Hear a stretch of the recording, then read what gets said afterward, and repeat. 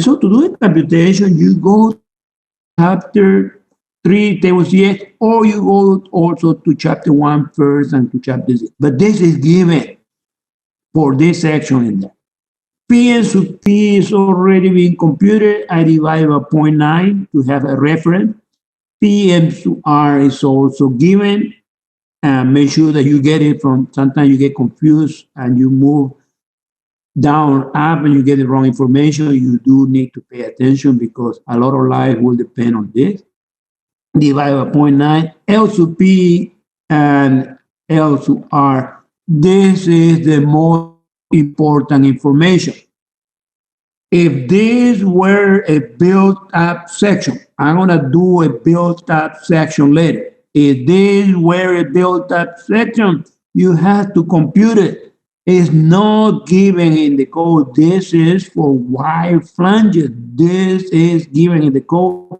But if you had a built-up section, you had to compute. By looking at this, I was saying the most important because it's telling you L sub P and L sub R, your L sub B, in this case, is 10 feet. It tells you where you are. It tells you which equation control. And if you're paying attention to the charts, and by the chart, when you pay attention to the chart when you got this section, you already know by looking at the equation which equation is controlled, because whenever you look at a line or the curve in the chapter, you know which equation control, and you have to be paying attention to that. So this is the most important. I had also found from the same table, from the table CX, this is the design shear strength. I mentioned to you a couple of weeks ago, I'm going to mention that again because sometimes you forget, it's normal, that for a long span, bending is going to control and deflection problem. For a very short span, 5 feet, 6 feet, 10 feet, heavily loaded, shear will control. Most of the shear is not a problem. Most of the time, we don't have a problem, and you should not have a problem with the shear. And from chapter 1, this comes from table ZX.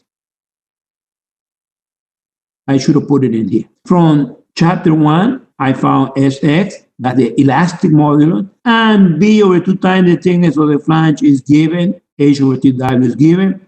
If this were a built-up section, you had to compute it. Some people got this wrong. The B over 2 times the thickness of the flange. You want to make sure that you know that why you did wrong.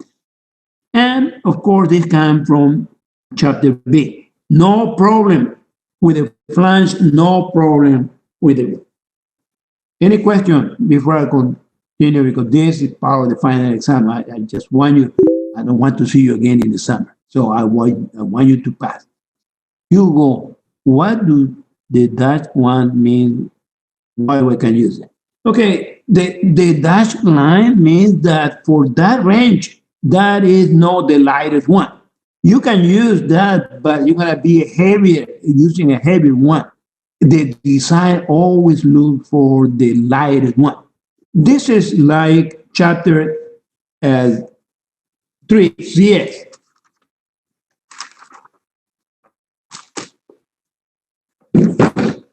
I'm glad Hugo is asking and everybody asking questions, because look, this is very similar. They have a whole bunch in here, so I'm gonna go to it. Look, this is very similar. This means dashed lines. I'm making an analogy. I'm making an analogy to what you just asked. This is very similar. This is the dashed. This is the solid line. Analogy, please don't get confused. So look, if base, this is the table for ZX. Table for ZX. So if base on ZX, I need 60.4. Why do I use the one on the top? Because the one on the top is the lightest one. Look, 45, 40, 58, 49, 38, 35. The lightest one, the best one in the group. But if I need 60.4 and I use this one, I'm going to ask you, look, I need 60.4 if I use this one. Is this going to give me a failure? Hugo, if I need 60.4, I use this one. If this means that I'm going to fail, I need 60.4 and can I use this one? Hugo. I know you haven't left the room. You're there. Okay. Anybody know Hugo? Any friend of Hugo? Can I use, if I need 60.4, can I use this? Yes. But it's not the best one because, look, 49, this is the lightest one. This is the best one. And this is why whenever we go to this, the solid one is the lightest one in that neighborhood. And that is the answer. Hugo, is that okay or you need more?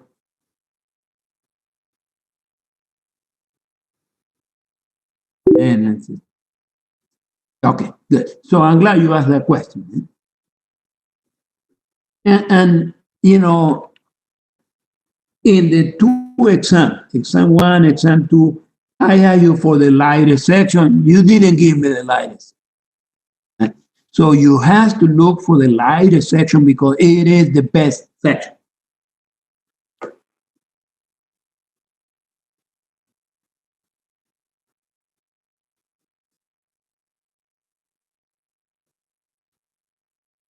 This is page 16.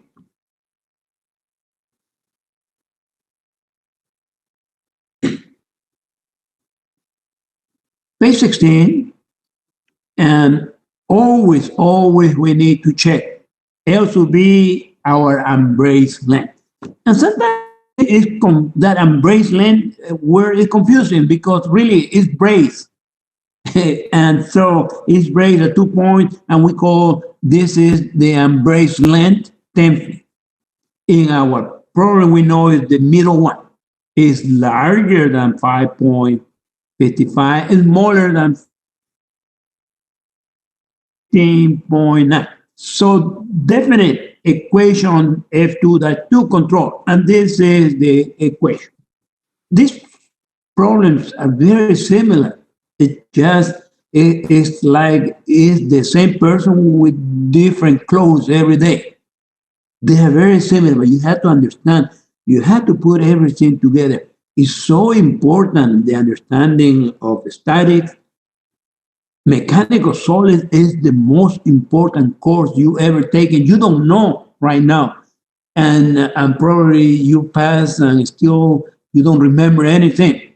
But let me tell you, as an old person, it is the most important course you ever taken in your lifetime because you understand the material, you understand the principle. Everything is built on that. So I'm saying that because all of these problems are very similar. If you understand one, you understand everything. And so you have to be good at computing the reaction, doing the shear, doing the moment, computing the flexion. But after that, everything goes to your embrace length, which equation is controlling my. And lateral torsional buckling is very common. Whenever you become a student in C design and somebody from the outside structural engineer comes and talks about lateral torsional buckling, you understand. When we talk about the behavior of the beam, you understand based on what you learn in mechanical solid and supposedly in this course. This is the most common equation. And a lot of mistakes, sometimes people forget to put a parenthesis in here. Your memory is bad. Oh, look at chapter F. That equation is very important equation. So C to B, M to P minus M to P minus M to R, and this is the ratio of L to B minus L to P. So this minus that, and L to R minus L to P. But this, all of this, has to be smaller than the plastic moment because I always tell you I would never get tired in telling you that nothing can be larger than the plastic moment because that is the maximum capacity that your beam can develop. That's the maximum. Right? But sometimes you're not paying attention and you use something that's larger, something impossible. So I have computed in here the value of M to P. This is FYZX divided by 12, 30470. And if this were 65, you put 65 in. And this is M to R, 0.7, why this is the elastic modulus. Because this equation is the equation where we have plastification, portion of the cross-section have become plastic, portion of the cross-section is still elastic. That's why we had also the elastic modulus. 0.7 times Fy, this is SUX over 12. Also another linear equation, 188.71. Keep it. And when you look at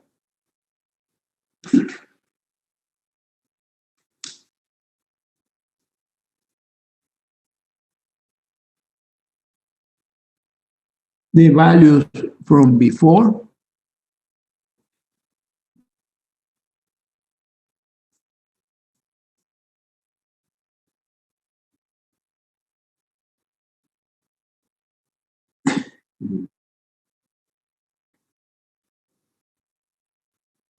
three or four, we computed 304 from table CX. 188.71, 188 from table. So the same value, the same value. So you double checking yourself.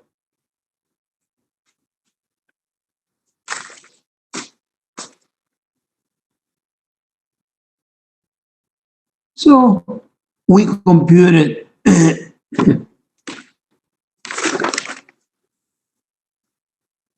we computed the value in here, M to P, M to R, and we replaced the values in the equation. Look, 1.09, we did compute that. C to B was computed about 304.17 N to P, 304.17 N to P. In here, 188.71 M to R. L to B,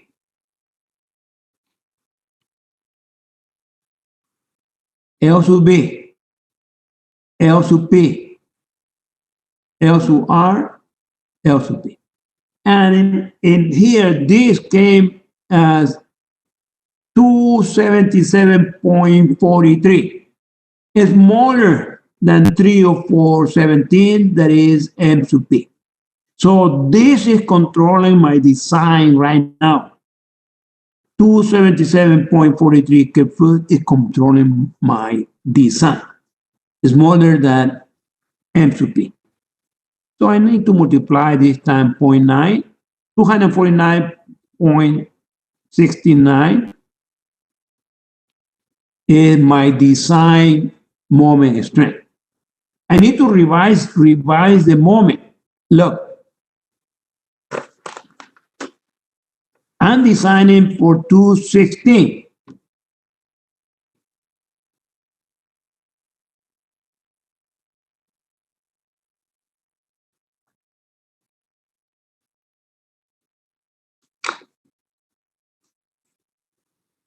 I determined 16 by 40 works.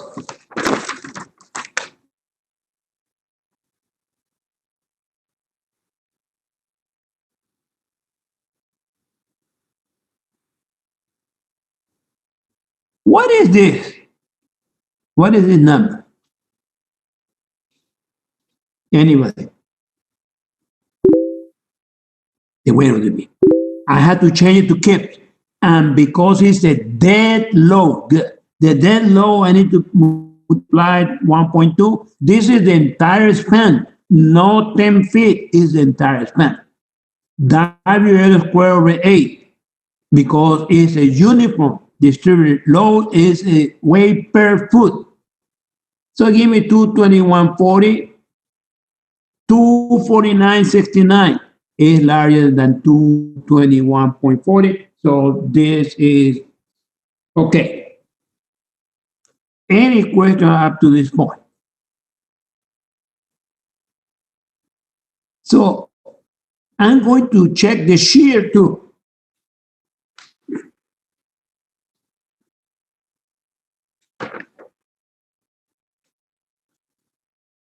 This EV equal to 146 kip. This is the design strength based on shear. Where do I get this? Because I have forgotten. Where do I get this value? Where did I go to get this value? Table X. And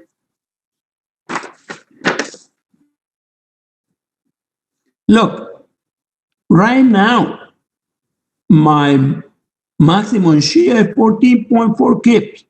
Do you think that this is going to fail in shear or shear will control my design? Anybody? Never. Correct. Never, because there is more. But I'm going to do the computation to show you where to get the numbers if you had a problem with the shear.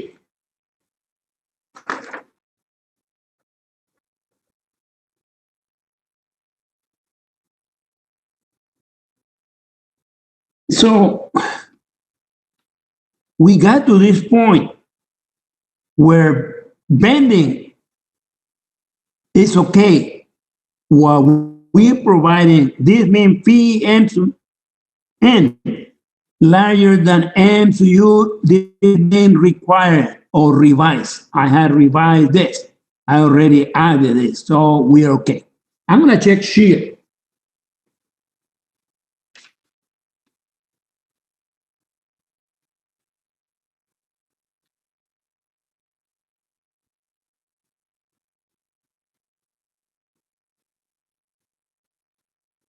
Look, this is from the front page. This is VU. This is the reaction. We have to use the maximum shear. This is in this problem, the reaction is the maximum shear. What is this? What is it here? 0.040, 1.2, 30 divided by 2. And adding, this is the reaction used by the weight of the beam. The weight of the beam is 0.04. The span is 30. Multiply 1.2 because it is a dead load divided by 2 and adding this to my reaction. This is the reaction produced by the weight of the beam.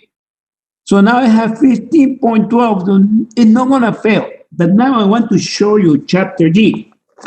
So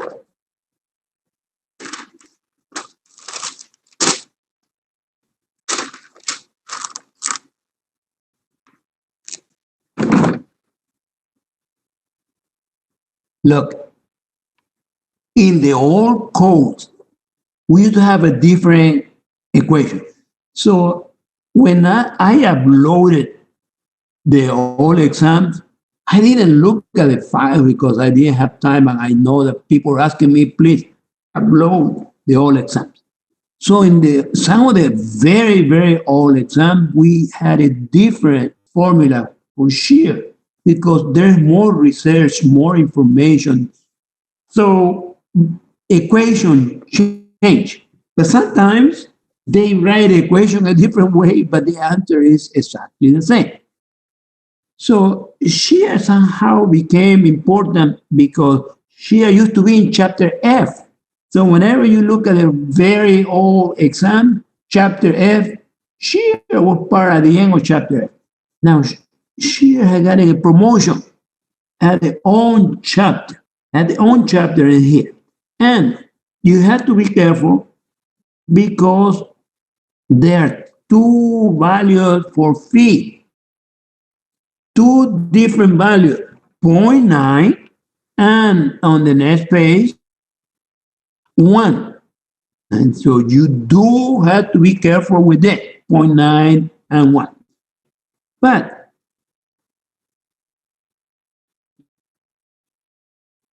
when I started talking about beams, I show you the shearing stress distribution. If there is something that we hate as a student, is the shearing stress distribution. Because it's always different. The shearing stress distribution is always different. I'm going to show you real quick.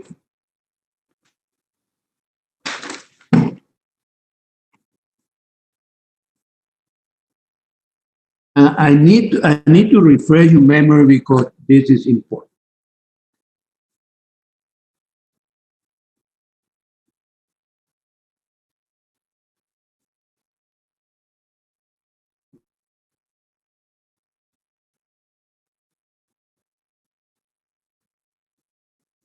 I was saying before that mechanical solid is a very important course, and in there you learn shearing stress, VQ or IET. And for a rectangular section is the parabola, and the maximum is in here. So sometimes you forget, and you say tau is equal to V over the area. So you say here that this is rectangular when it's not rectangular. This we use it for a pin, for a ball, but for a beam, this is produced by bending stresses. I know you don't remember, but this is produced, this formula comes by looking at the bending stress distribution to the right and to the left of a section in the beam. I know if I give you $1,000,000, you still don't remember. Right? And look, it's 10:51. I'm going to stop here because you have to go to another class, or you have to go back to bed, or whatever, or you probably have to put your clothes. But before you leave, I need somebody to send me the video recording of the lecture because I don't have. Any question about anything? I'm going to continue on Monday. Okay. No question. So have a wonderful weekend. Stay at home, wear your mask, and can I have? Yes, sure, sure. You can have your exam. Any other question? Okay. All right. Well, bye bye.